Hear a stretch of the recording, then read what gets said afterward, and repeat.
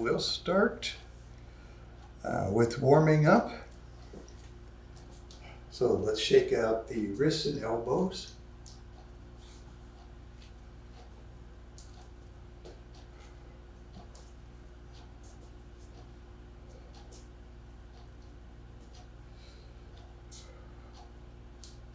Hey you all.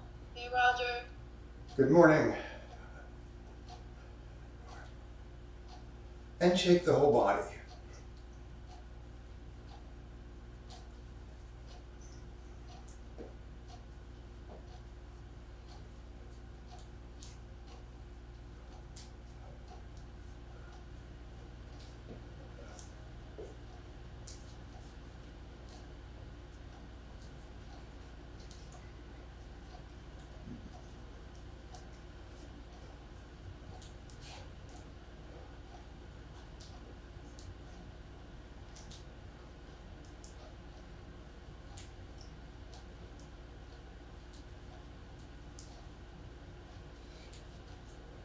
And let's loosen up the waist. We step out to a little bit wider than shoulder width stance. Feel like the feet are firmly attached to the floor. The waist is relaxed and the upper body is light and follows where the waist leads it.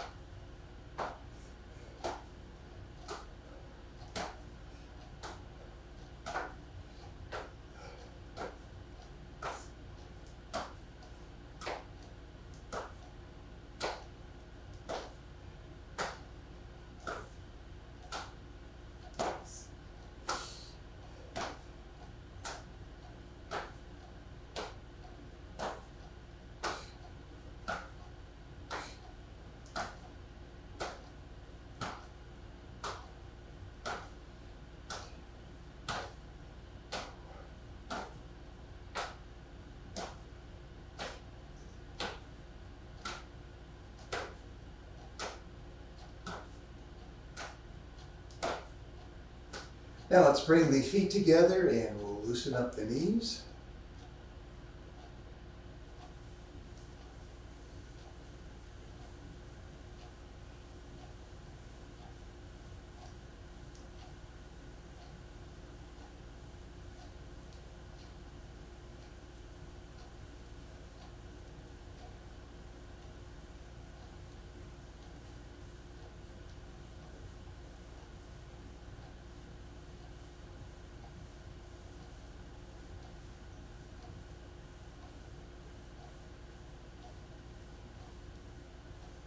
And change direction.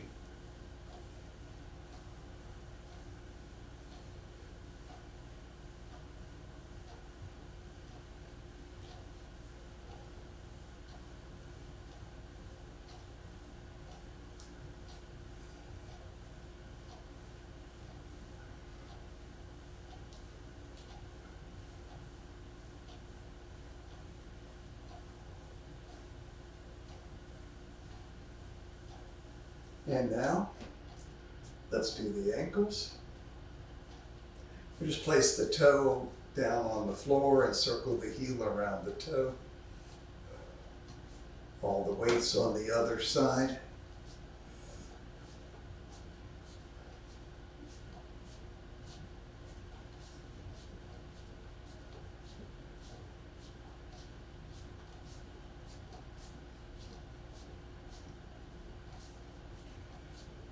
And we have one more person here. Grace is joining us. Now go the opposite direction.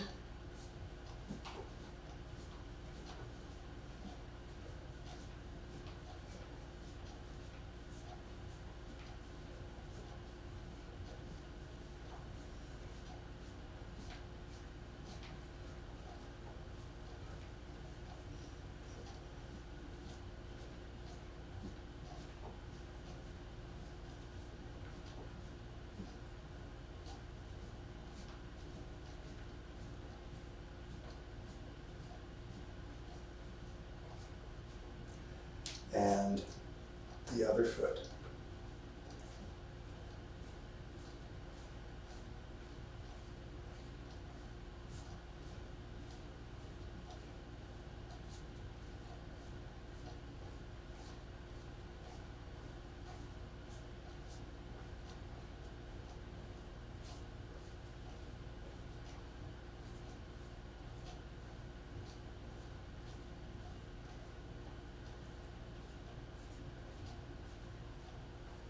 and reverse directions.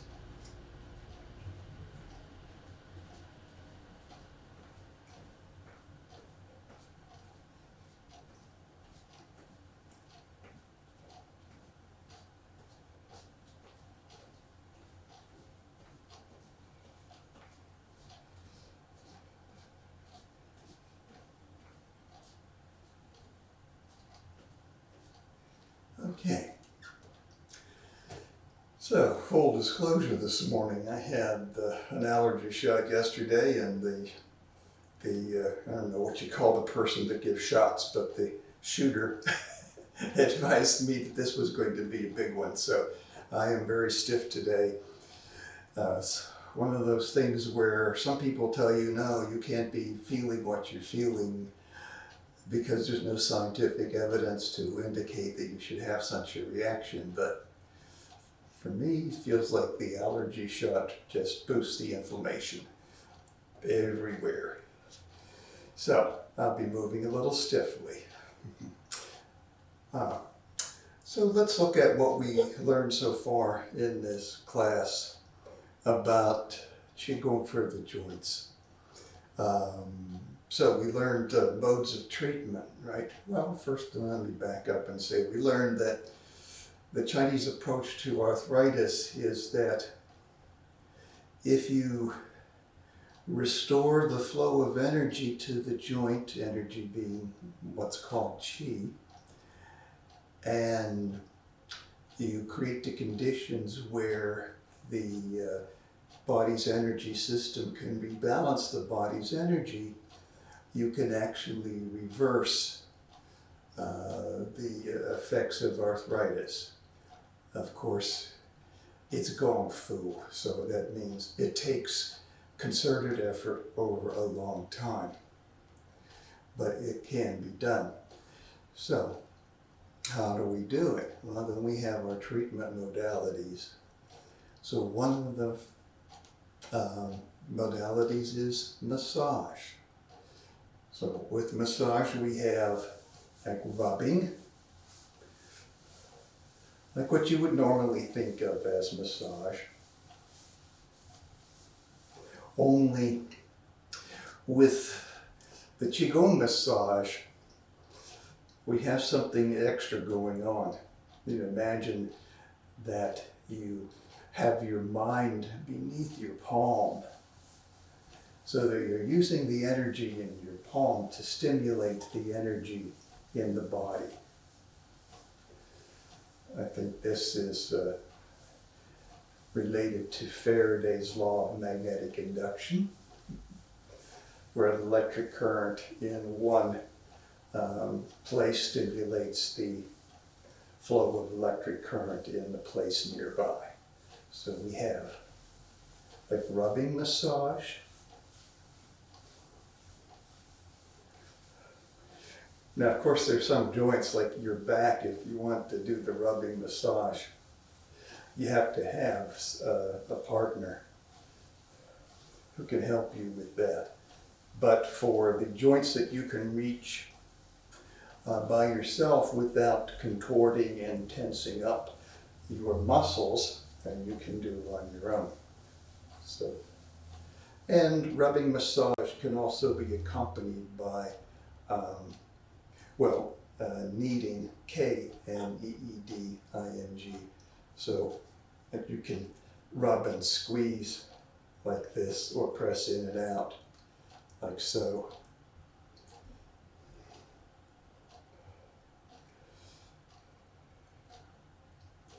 Now we have special types of Qigong massage.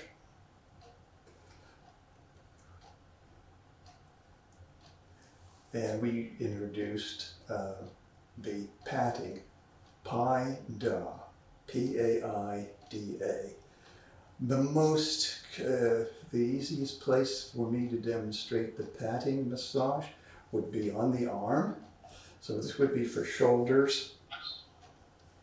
And remember that there's two types of patting. The scholar patting, which is fairly gentle, and the martial patting, which is just short of bruising. So we don't use the Marshall padding for joint healing. We use the Scholar padding. So I pad up and down my arm. This is good for the shoulder. And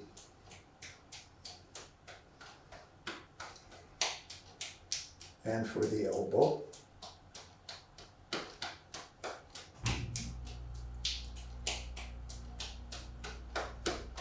And what we're doing here basically is just stimulating the circulation of qi, breaking up qi stagnation anywhere in the qi channels that run up and down the arms.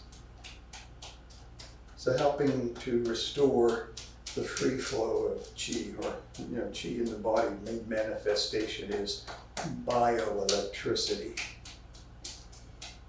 So patting. Now let's do the other side just so we going to go down the inside and up the yang side.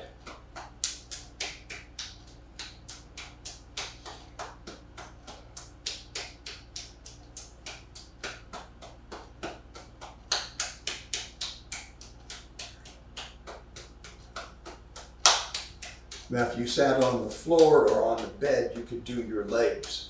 You could pad up and down the legs, do the bottoms of your feet.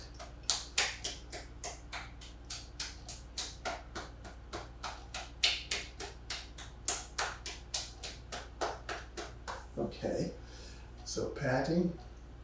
And then another type of special massage for Qigong is dredging the channels. So dredging the channels, again, we could use the channels of the legs if we were sitting down and have the legs stretched out on the floor or on the bed. Somebody have a question? No? Okay. The dredging, again, I'll demonstrate on the arms. We're going to use this feature again of the energy in the palm of the hand, stimulating the flow of energy in the channels of the body. So we do the arms, in this case for the shoulders or elbows. Exhale down, inhale up. Mind underneath the palm.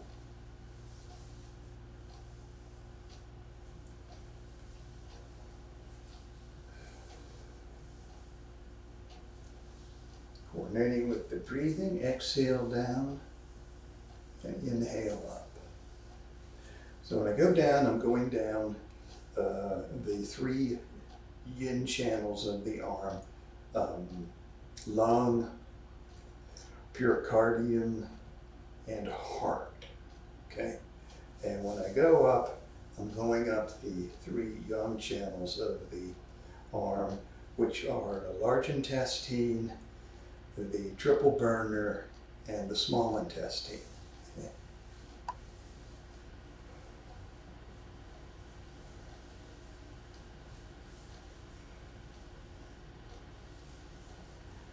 And you want to do the patting and the dredging in this order, where you do the patting first and the dredging second,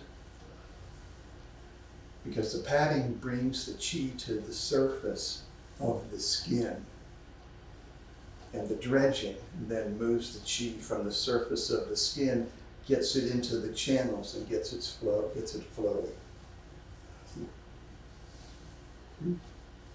All right, now the other side. Exhale down, inhale up. It doesn't matter which side you start with, left or right.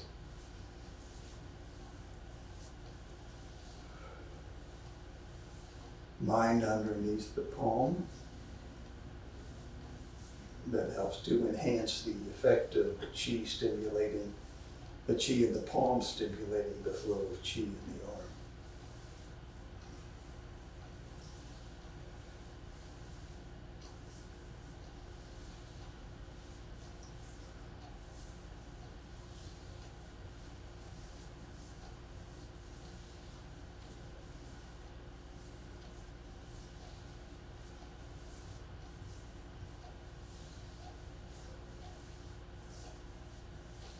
Okay, so that's called dredging.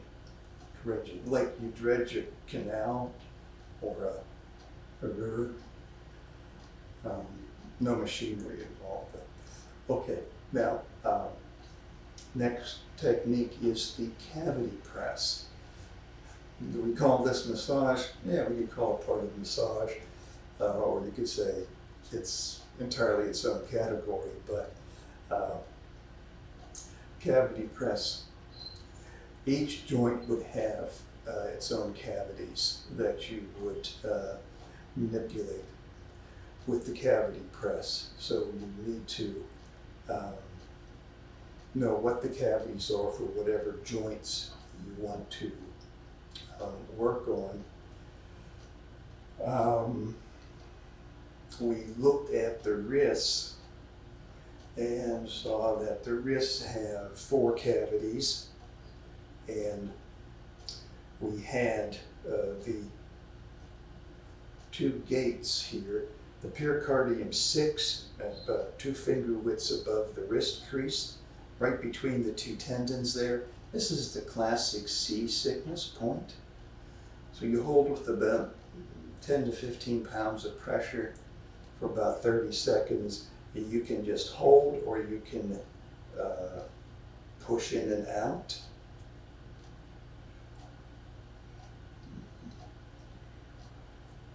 So leg 1.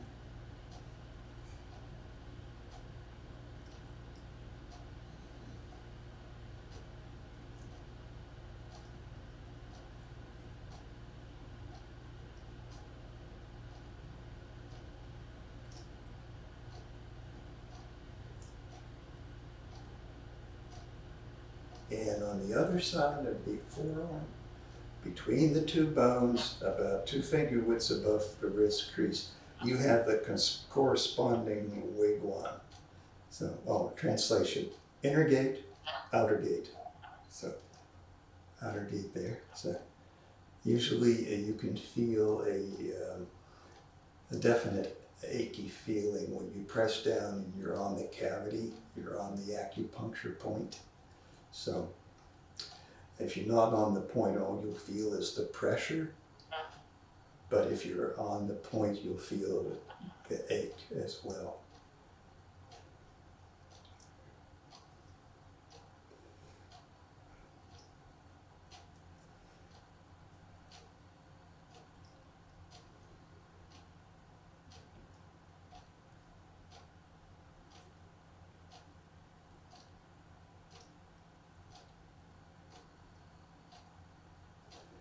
Then when you go down here to right on the wrist crease, right in the middle, there's another special point whose designation I don't remember right offhand. On the no, it's a special point, so it's not really a point on the pericardium channel. It's in the middle of the wrist, right here by the wrist crease.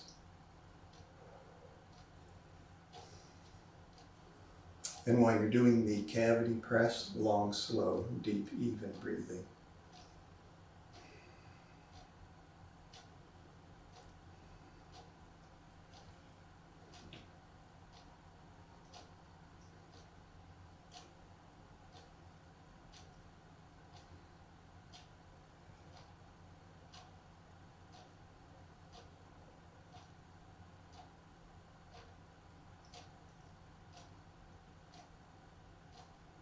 And then we have the corresponding point on the other side. So there's a bunch of bones here, and right on the wrist crease, and in a valley between whatever bone is here and the 2 bones that are here.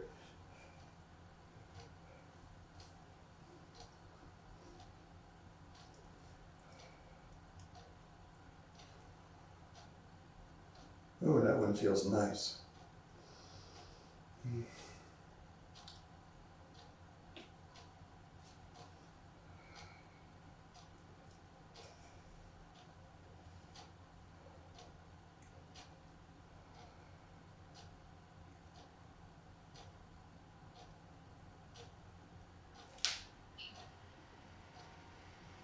And then we'll do the other side so we don't leave our energy unbalanced. So 2 finger widths above the wrist crease. And there's 2 tendons here. So right between those 2 tendons, that's the neg1, pericardium 6. The wig1 on the other side of the arm. I want to remember that it's triple warmer 5, but I'm not entirely confident of that. So, but it is the wig1. So that's WAI, GWAN,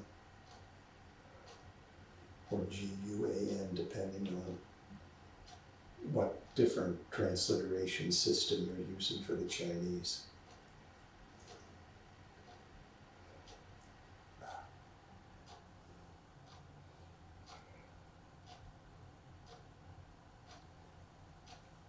And over to 2 finger widths above the wrist crease, right between the ulna and the radius, the wig1.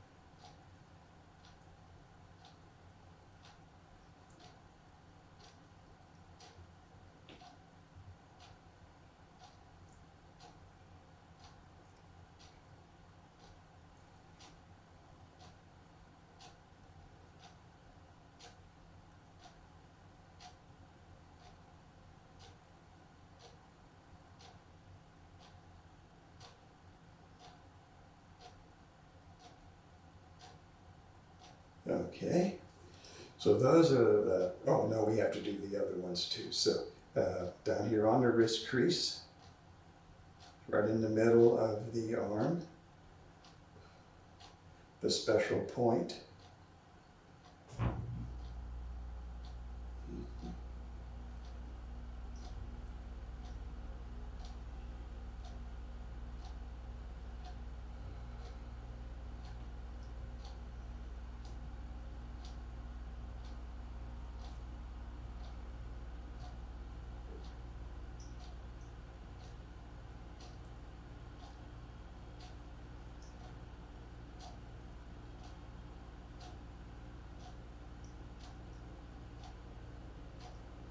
And then on the other side, again, right in the middle of the wrist crease, there's a point where there's a valley between bones here and the bone here. And that's the point we want to squeeze.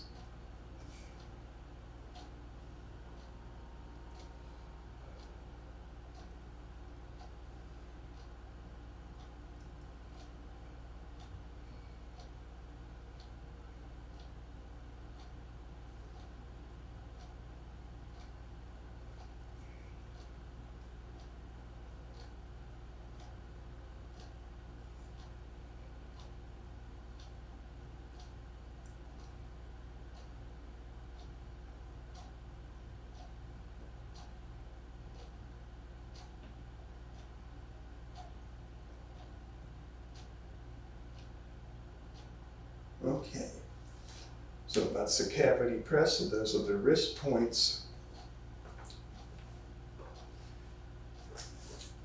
If you want a reference for points for other of the joints, let me see, am I in the light here? This is Dr. Young's Arthritis, the Chinese way of healing it. So he's got points in there for all different joints. You can get that from ymaa.com or Amazon, but it's better if you buy it directly from YMA.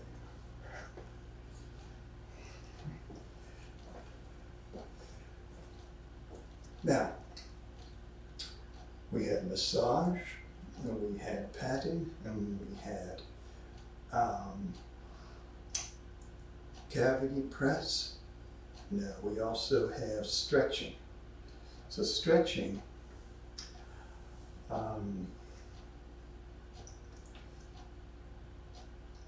let's look at the neck, okay? for stretching. So, gentle stretch, not, again, we want the joint to relax. If we're trying to heal a joint, we want the joint to relax. We want to loosen the ligaments, tendons, and muscles around the joint so that the qi can flow freely in and out of the joint. If we have healthy joints, or if the joints at least are not damaged by arthritis or injury and you want to strengthen them, yeah, then you can use muscular force and tense up the muscles and tendons, but you don't want to do that if the joint is arthritic or injured. So if we look at the neck, one of the exercises that we have for the neck that involves stretching is the first part of the large dragon loosens its neck. And in this one, we go around the four angles of the neck and stretch the muscles in each of those angles. So the first angle that we would look at for the neck is the order doesn't matter. I'm just starting with the front left side, because that's what I usually start with. It's not important which side you start with. So gentle stretch on the group of muscles right here on the front left corner of the neck. And we'll hold for about 20 to 30 seconds. A very gentle stretch.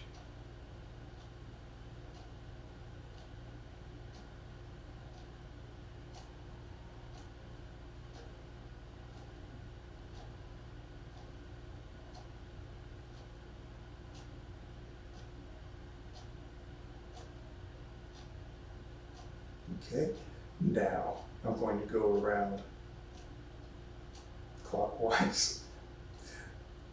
I'm going to go to the middle of the left side and gently stretch the group of muscles there. I'm just using the weight of my arm to stretch. So I'm not pulling at all with the muscles of this arm, just the weight of the arm.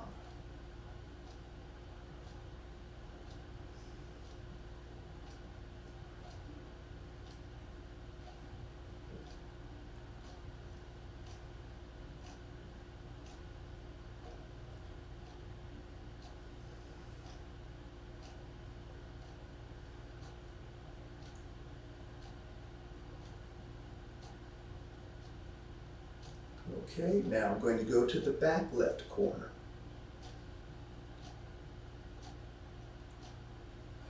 Again, I'm just using the weight of the arm here. I'm just relaxing this whole arm and letting it hang and stretch the back left corner of my neck. You can also do this if you want to enhance the stretch, but be careful because you don't want tension. So.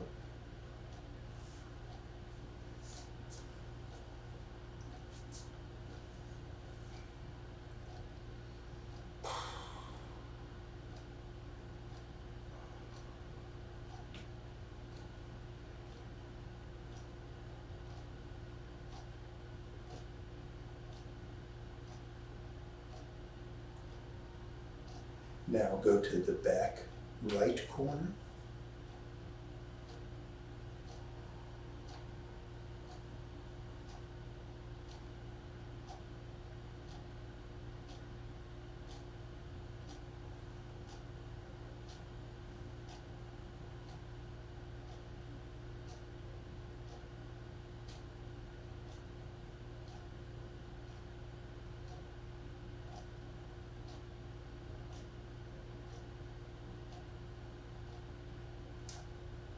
And then the middle of the right side.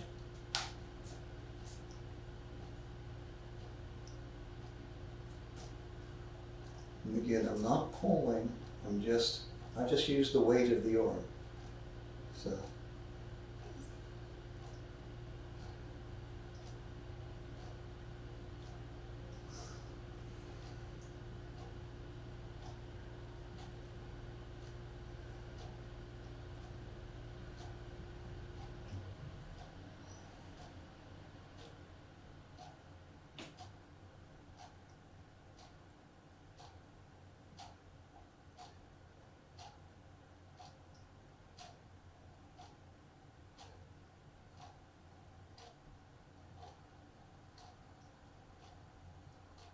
And finally, the front right corner.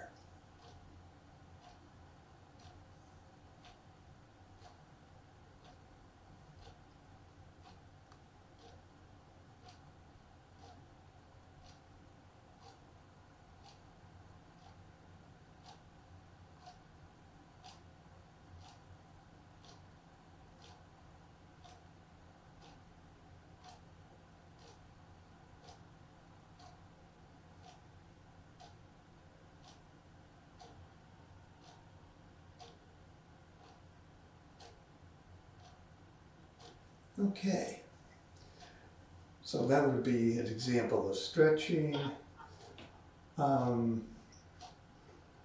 course, we've done these stretches for the shoulder.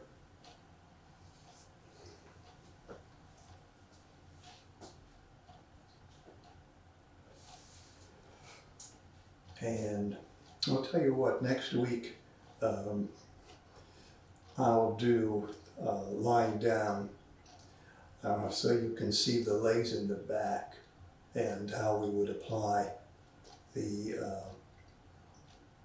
treatment modes to lying down Qigong. But it requires, if I lie down right now, you won't be able to really see me very well. It requires some significant repositioning of the camera. So next week, lying down. So that's stretching, and then we go into movement. So stretching should come before movement, because we're going in the order of increasing intensity. Although I kind of hesitate even to use the word intensity, because again, I'm stressing these are gentle, very relaxed movements, stretches and movements. So we go to movement, gentle movement. So for the injured joint or the arthritic joint, gentle movement, and say, well, let's look at the hands and the fingers, okay? So they're very easy in the movement category because the fingers don't have a lot of variety of directions in which they can move, unlike, say, the shoulders, which can move in a whole bunch of different directions. So we just open and close the fingers very gently.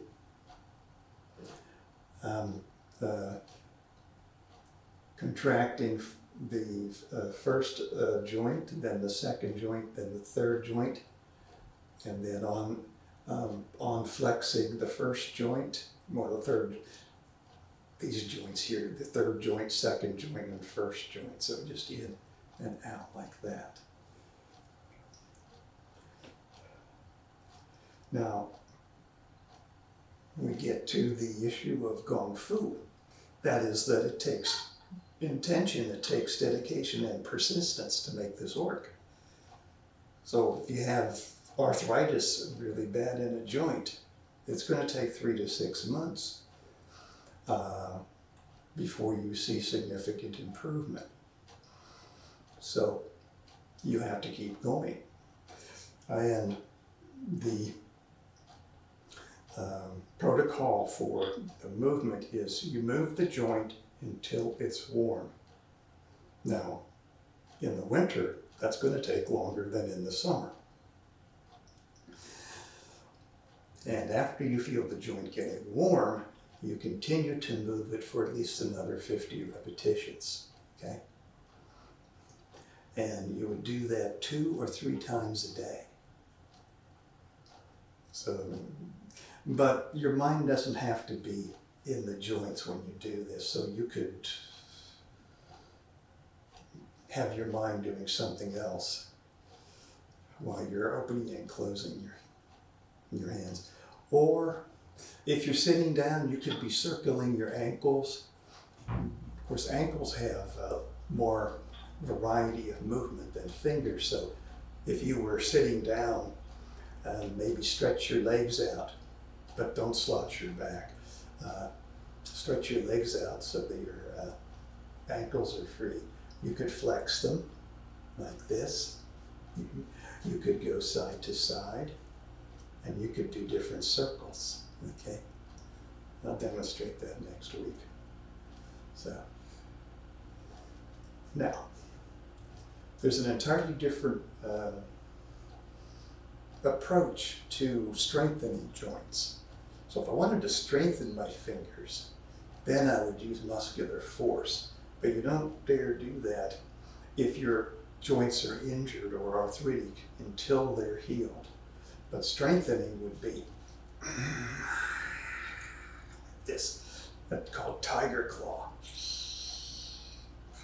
Okay, so, yeah.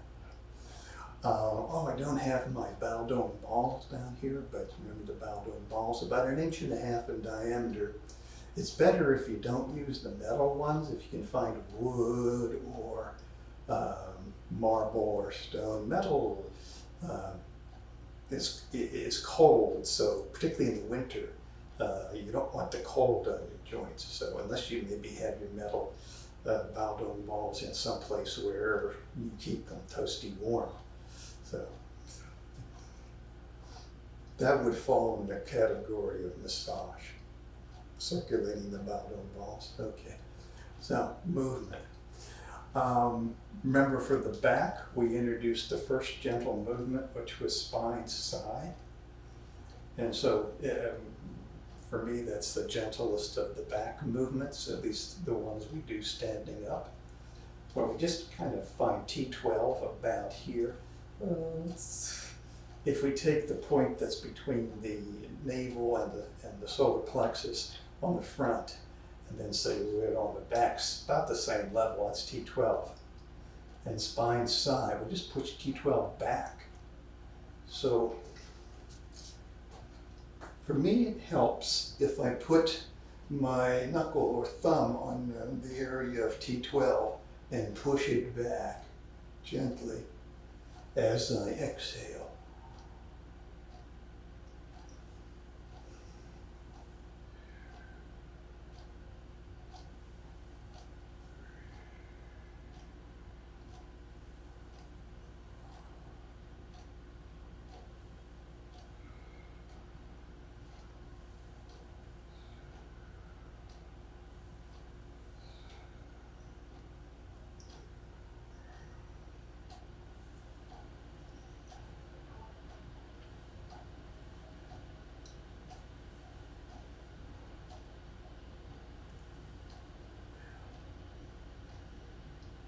So that's spine side, one of the back exercises.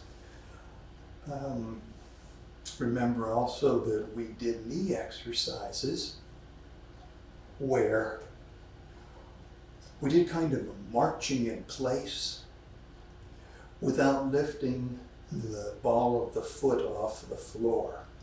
So again, this is gentle movement.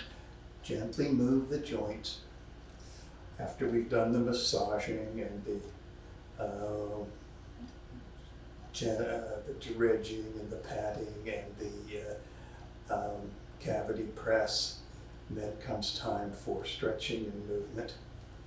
And for the knees, it's just like marching in place here.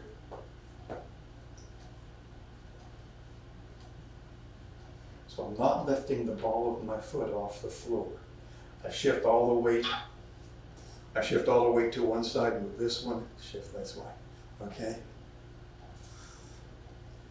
The hips are getting a little bit of benefit too,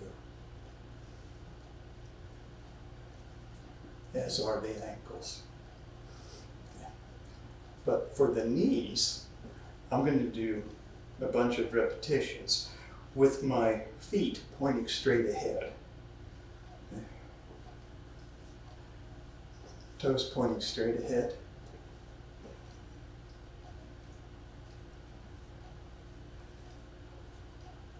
And then I'll turn the toes out. And I'll do the same thing again. So now the hips are getting a little bit more work here because I can feel it here in this area that the hip joints are benefiting as well.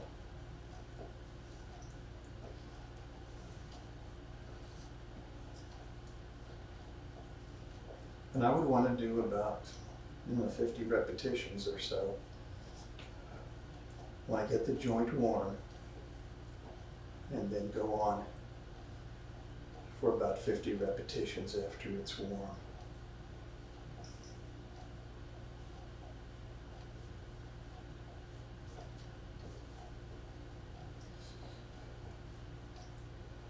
And then the other position for the knees would be to turn the toes in.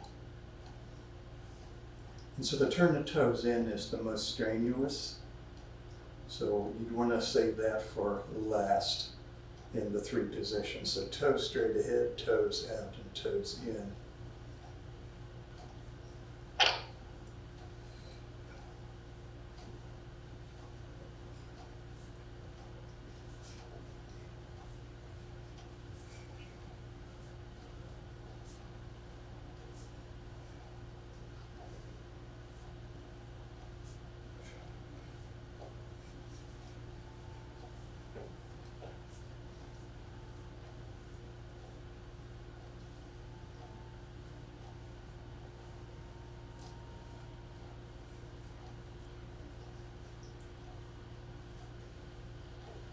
Okay, so that would be the idea of movement for your knees. Now you wouldn't want to do like the squats or anything if you're dealing with an injured or arthritic joint. If you want to build up the strength in the knees and they're healthy otherwise, yeah, you can do the squats, but not until you heal the injury or relieve the arthritis. So gentle movement. Now with the movement, there is more of an issue than with any of the other modalities about overdoing it. So there's 2 ways to overdo the movement, right? One would be too much range of motion. So maybe if, oh gosh, it's a good joint to illustrate that with. Let me try to illustrate with my shoulder. Okay, so one of the shoulder movements would be this like windmill type movement. Well, suppose I decided to stretch as far as I can. Well, you know, that violates right away that principle of don't tense up the joint, right? So you shouldn't do that. But if you did something like that, or you could probably overdo stretching too. So if I did this and really stretched very hard, pulled in hard with this arm, and you know, this hurts. Again, I'm getting the message right away that, you know, I'm overdoing it. I don't have to wait till later to find that out. I can tell her right now. This hurts. It's too much. So, but you can overdo the range of motion. The other way you can overdo it is the repetitions. Suppose I said, well, teacher said 3 months. I'm going to nail this in a week. So I'm just going to do like 500, 5 times a day. And so the next day you're going, my joints hurt. Well, yeah, you overdid the repetitions. So the guideline we use for judging whether we've overdone the movement is like 2 hours to 24 hours later, you feel worse than usual. Given that other relevant factors have not changed, then you overdid it, okay? Now, other relevant factors can change and make you feel worse than usual, which might not have anything to do with how many repetitions you did of the movement. And obviously, I think for anyone who's had joint pain, that you realize the weather, if it gets colder and damper, you're going to hurt more. Again, the scientific evidence is, well, no reason that should happen, but we know. Heaven chi and earth chi affect human chi. So we are affected by our environment. Yeah. So the other factor that could change and make your joints feel worse are diet, what you eat. For me, it's gluten and dairy. So Gluten and dairy will make my joints hurt, among other things. So if I eat some dairy or gluten, then I can say, oh, these joints hurt worse than usual. May not have anything to do with how many repetitions I did for the exercises. Okay?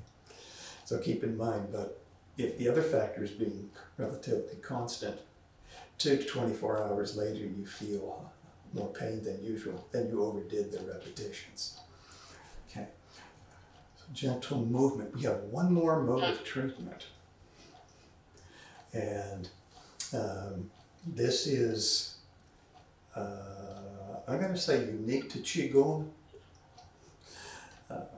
And that's joint breathing. Joint breathing. Where we're going to breathe into the joint, healing energy from heaven, from the universe, from wherever you want to take it. Breathe into the joint, clean healing energy, and breathe out of the joint pain and illness, stiffness and stale energy. The easiest joints to do this at first when you're beginning this joint breathing training are the hands and wrists, because we're used to feeling hands and wrists.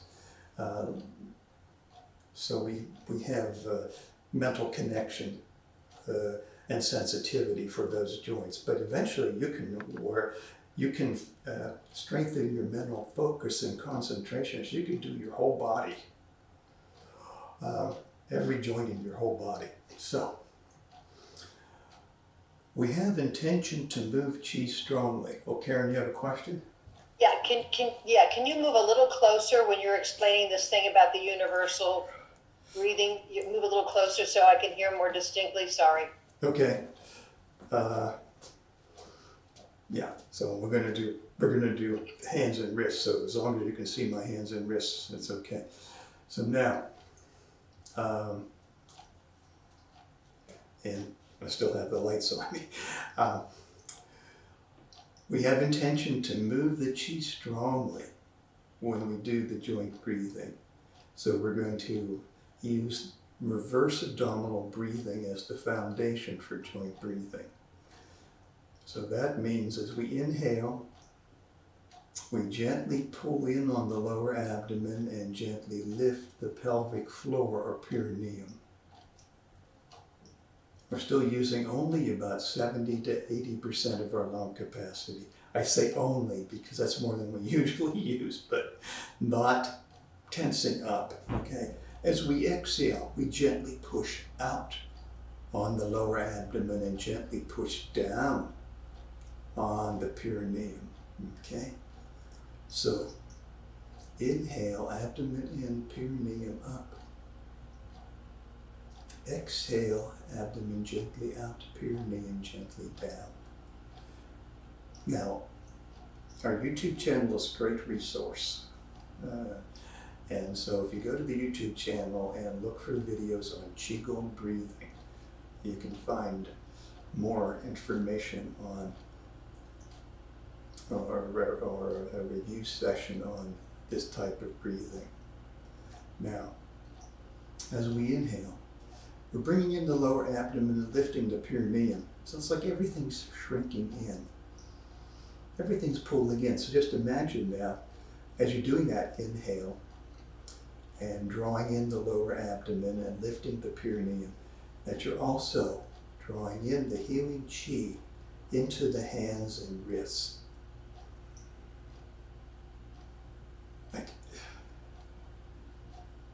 Like your wrists and hands are being shrink wrapped. Like somebody put a vacuum hose here and vacuum sealed your hands. As you exhale, abdomen gently push up, perineum gently push down, and visualize exhaling from hands and wrists all the stale energy, all the pain, all the illness.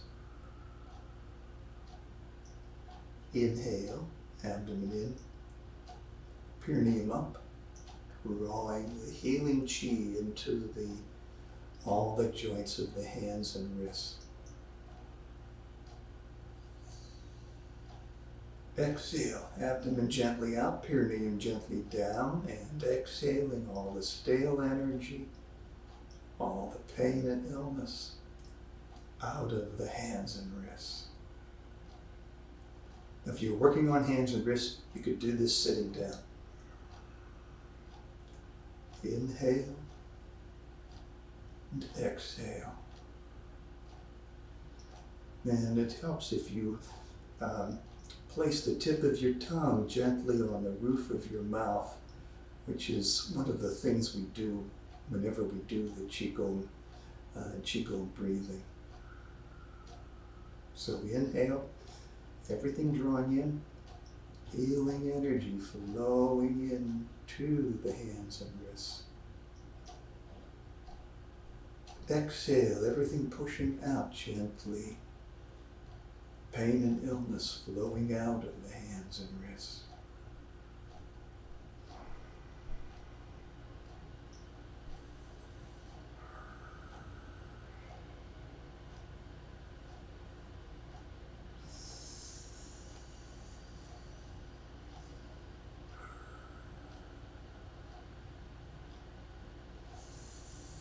And it's okay to close your eyes.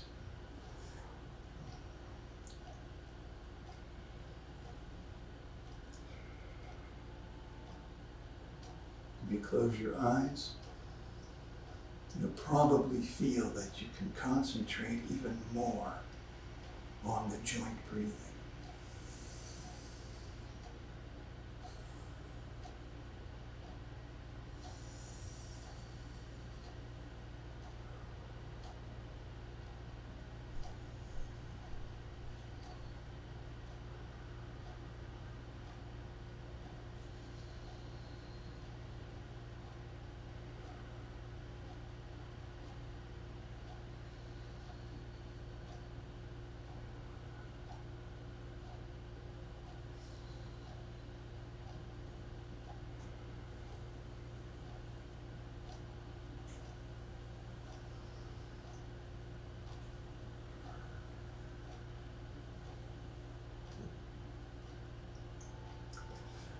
Okay, so joint breathing, and you can do that for any joint. You can do it for neck, any place you can put your mind deeply into the joint. So that's the key thing.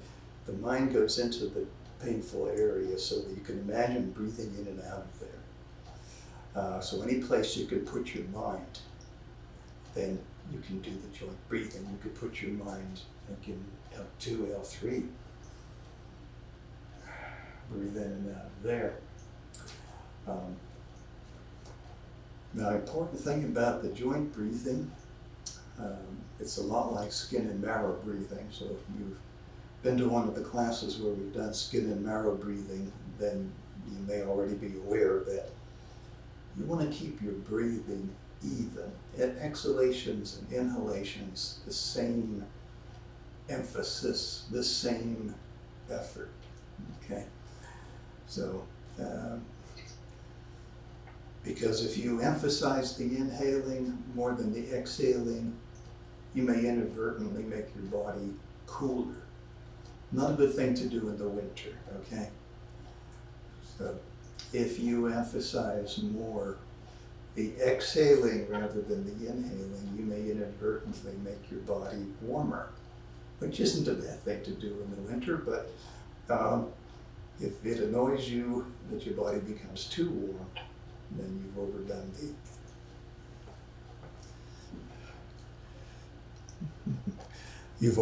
the exhaling. Okay. So questions on anything we covered today?